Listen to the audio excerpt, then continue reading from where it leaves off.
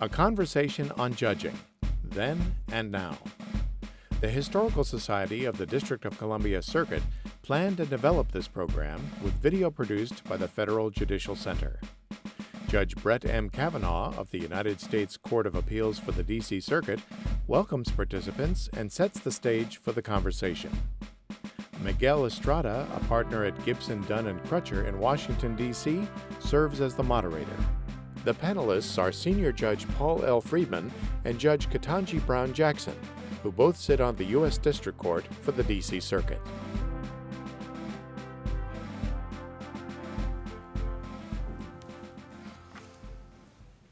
Good afternoon. I am Brett Kavanaugh of the U.S. Court of Appeals for the D.C. Circuit. Welcome everyone to the United States Courthouse. This is an event sponsored by the D.C. Circuit Historical Society. The Society, as all of you know, does great work in promoting the history, the rich history of the federal courts in the District of Columbia, sponsoring panels and events like the one we're about to have today. And over the last year or so, the Historical Society has been working on an initiative, a law clerk initiative, to bring former law clerks of the federal courts in the District of Columbia back home to the courthouse for events and panels and receptions. And we started last fall with a reception with Justice Kagan, who was a former clerk herself on the D.C. Circuit Court of Appeals, and that was a smashing success. And we're continuing the Law Clerk Initiative today with another program, a conversation about judging on the federal courts in the District of Columbia. Judge Ellen Huvel deserves great credit for coming up with this idea and with her trademark subtlety and pushing it along at a rapid pace and getting it off the ground. And we also thank Linda Farron and Steve Pollack, of course, for their excellent work on this and everything they do for the D.C. Circuit Historical Society. Today, our panel, our conversation about judging, we have two wonderful judges who are going to talk about their experiences as judges. Judge Paul Friedman, who has been a judge on the Federal District Court here since 1994. His history with this courthouse goes back before that. He was a law clerk for Judge Aubrey Robinson, for Judge Robb on the D.C. Circuit, an AUSA, an assistant to the Solicitor General, a leading member of the D.C. Bar, has been involved in many capacities in this courthouse over the years, as well as being a superb judge for so many years now. And Judge Friedman and I have become excellent friends through our lunches at the lunch table that we have here in the courthouse, and we talk often about the differences between being a district court judge and a court of appeals judge. And I sit in panels of three, he sits by himself, and he likes to say that, you know, Brett, no job is really less important than being a single federal court of appeals judge. And we also have with us today Judge Ketanji Jackson, who is a wonderful newer member of the Federal District Court bench here in the District of Columbia, who's already made her mark as a superb judge, someone with a wonderful disposition on the bench who is always well prepared and thorough in her rulings. And we're going to hear from her and Judge Friedman as they talk about their experiences. Judge Jackson came with many experiences herself as a federal public defender in private practice, as a sentencing commissioner on the U.S. Sentencing Commission. To lead the event, to moderate the event, to grill the judges instead of the other way around, will be Miguel Estrada, one of the very best attorneys in the United States, a great appellate practitioner at Gibson Dunn here in D.C., who has been himself an AUSA and assistant to the Solicitor General, and has been a great friend of the Historical Society for many years, and for someone I first worked with in 1992, and have been great friends with ever since. So we're so happy to have Miguel Estrada here today, to have all of you here today, and to learn from the wisdom of these two excellent judges. Thank you all very much, and I'll turn it over to Miguel Estrada. Thank you.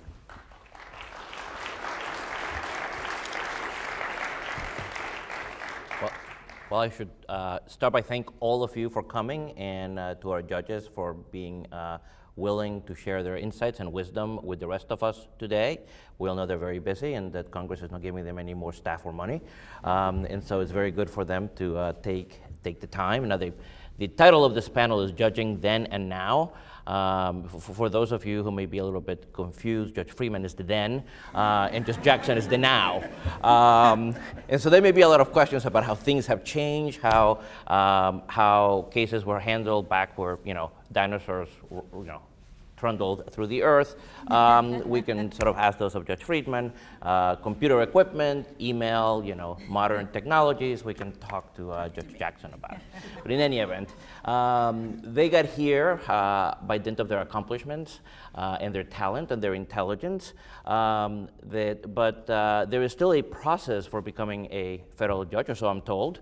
And so maybe we should start with a small conversation about the confirmation process and how things have changed or haven't changed. How is it that you came to be picked and by whom? What would the process was like? We will start with Judge Friedman. If you would give us your insights of how things were then and how you think they have or have not changed, and then we will ask similar questions of Judge Jackson.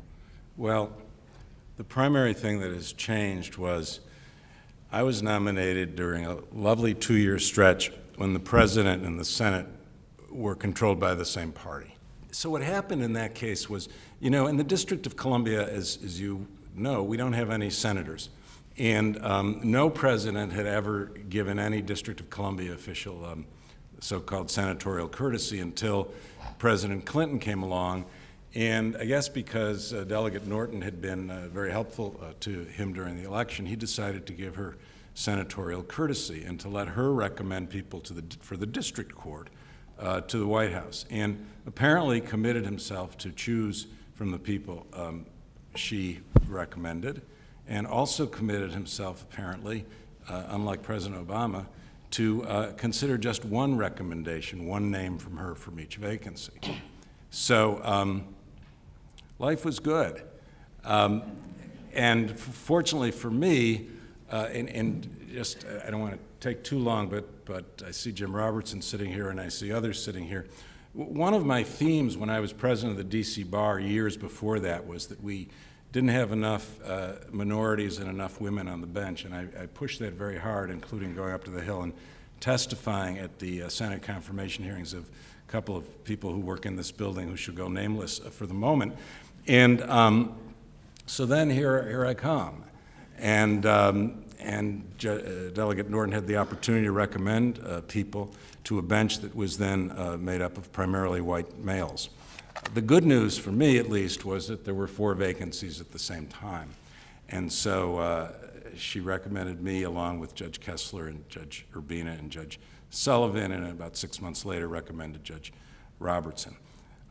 So that was the easy part. Getting a hearing was still a difficult thing to do because the Senate, schedules hearings for a variety of reasons on different people, and again, we don't have any senators, so somehow the senators' people got hearings before we did. But ultimately, we got a hearing, Judge Urbina and I, along with a fellow named Bill Downs from Wyoming, and Senator Simpson, a Republican, was on the committee. And so he wanted to give Bill a hearing, so Judge Urbina and I got hearings as well the same day. And it was really sort of a love fest. And the best part was when Senator Simpson, a Republican, said to the 5 of us sitting there, "We are about to recommend you to be confirmed as federal judges." That was a nice sentence. But the thing that I do remember, and then I'll stop, Miguel, is he did say something that struck a chord, which I've remembered, and that is this: these are lifetime appointments. How do we know? What guarantees can each of the 5 of you give us that this is, you're not going to get robitis. You're not going to let your ego make you think you're the greatest thing that's ever happened. And how do we know that you're going to treat people fairly and decently and civilly? And of course, it's a question that can't be answered other than to talk about how you've conducted yourself as a practicing lawyer. But I remember to this day, and I remember the answer I gave to Senator Simpson and the other senators, and remind myself that I made a commitment to them, as I think I did to Delegate Norton and to the President, to try not to let my ego get the best of me. Judge Jackson, did you have an easy time? Did people put you in by popular demand, like did Judge Friedman, or? Well, I think our experiences are somewhat similar. I am impressed that Judge Friedman remembers so many details about his Senate confirmation hearing 20 years ago when mine was less than 2 years ago, and I still, have a hard time remembering because it was such a blur. The thing I remember most about going through the confirmation process was how much paperwork is involved. There is a lot of forms that you have to fill out, a lot of people you talk to throughout the process, many, many interviews, not only with Congresswoman Norton's commission, but also, people in the White House, people at the ABA, people with, throughout different aspects of the process, and that's even before you get nominated. And if you're fortunate enough to get nominated, then you go before the Senate Judiciary Committee, and the lights are, as bright as they are in here in terms of the cameras and the attention, and you do your best not to make a fool of yourself in front of the senators.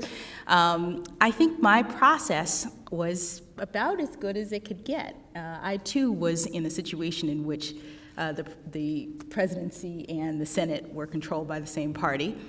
Which I agree, probably does have an impact on one's progression through the process. But it's still a lot of stress and a lot of waiting because there is a process at the Senate, and it took me 6 months between nomination and confirmation.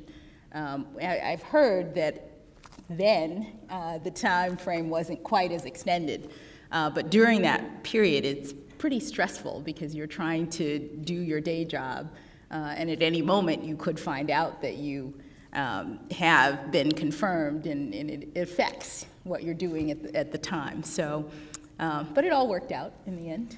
Did you each have what one might think of as people who were dedicated to helping you through this process at the White House or the Justice Department? How is it that you were able to go through all of these obstacles and figure out how to get all the forms and fill them out and find, your fifth grade essay on, whatever the controversial topic might be? Who helped you? Well, there was a person within the Justice Department who's sort of assigned to be your shepherd, and they send you the forms and you fill them out, and then they tell you you've done it wrong and you have to redo it, and you go back and forth a lot. But I think the Justice Department is usually the main kind of guide through the confirmation process. Yeah, I had the same experience. There was a person at Justice who was a very good guy and was very helpful and did the same sort of thing. And we had at least one meeting or two meetings over there, and they gave us transcripts of prior confirmation hearings. And so you'd sort of get a little idea of how it might go and the kinds of questions you And of course, might. this is technology. They say, go to the website and watch the videos of the prior technology. We had hard copies. Exactly. And then they told us not to Were those talk too paper or much. stone? Not to talk too much, just answer the question and don't volunteer anything. Same thing you tell people when you prepare witnesses for trial. That's right, but tell the truth. But tell the But truth. tell the truth. Yes. Absolutely. Is it your impression that the process functions generally for most nominees as it did for you? Do you think it has changed over the years? I mean, I'm talking about, the generality of what happens, not outliers on either end. I have the sense, and maybe I'm wrong, that for district court nominees, it's not all that difficult, no matter who's in the White House and who's on the Senate Judiciary Committee, because nobody views us as making the law. Nobody views us as the final decision maker, whereas they do view the courts of appeals as the final decision makers in, 90% of the cases, 93% of the cases that go through the federal courts. And, once you get through the White House and the Justice Department and the FBI background check and the ABA, they know that you probably haven't stolen money from clients, and that you're not a total idiot, and they're gonna confirm you probably. That's my sense. I don't know, but I think that there's much more scrutiny of the Court of Appeals nominees. Judge Jackson? I really don't have a perspective on that because, you know, I haven't seen the confirmation process for more than about 36 months at this time. So once you get through the Senate and the president signs your commission, which is an important detail, you are thereby a U.S. district judge. How quickly did you get into the job of judging? Well, I was confirmed on June 15th, and I was sworn in on August 1st. And I left the law firm and took a month and did something fun and relaxed, which I was advised to do by the chief judge of this court, then Judge John Garrett Penn. And on August 1st, and I hired law clerks. And on August 1st, my secretary from White & Case, who'd been with me for 10 years then, 30 years now, and my two new law clerks and my wife and I went to Judge Penn's chambers with Judge Aubrey Robinson, for whom I had clerked, and I was sworn in on August 1st. Judge Jackson? I would say my transition was about 3.5 weeks. I was not in a firm, so I didn't have to do the wind down that so many people do when they come into this position. And the clerk's office here is very, very efficient in transferring cases. So as soon as they know that a judge is confirmed, they start, you know, putting cases in the queue for you. And so I had a very, I don't know if it was unfortunate circumstance, because I was away at the time of my confirmation. It was over spring break. And I was in Florida, and I came back, and, you know, obviously very excited. I said to the chief judge, not this chief judge, but the former one, I want to come in and just, you know, sort of talk to you and see what's happening. And when I got to the court, I ran into one of the clerks who said, "Oh, you must be the new judge. Do you know that there are 150 cases already lined up for you?" And I said, "What?" And so I ended up actually coming on quicker than I had anticipated, because I was worried that things were happening in my cases that were not being attended So to. tell me this, when I was a prosecutor in a different district, the lore was that whenever there was a new judge, they acquired a very lengthy docket, most of which was of canine provenance, and that every other judge sort of found a case that they had longed to see go, and that case somehow made its way to the new federal judge. Is that the practice in this district? No, and it was. Or you and wish. Our good friends, our good friends Tom Hogan and Royce Lamberth, when the four of us came on and Jim Robertson came on, decided they weren't going to do to us what had been done to them. And so they adopted a new policy, which I think is still a policy, which no judge can transfer a case that is more than 2 years old. And that eliminates a lot of the dogs. So that was a great, great innovation. And I am grateful to them to this day. As am I. So all of your 150 cases are all new puppies? Yes, they are. So you become a judge, and that is in part because you're learned in the law. But you know, the Federal Judicial Center may think that you are not sufficiently learned in the law, and they send you to something called Judges School. Did that happen to each of you? It's actually called Baby Judges School.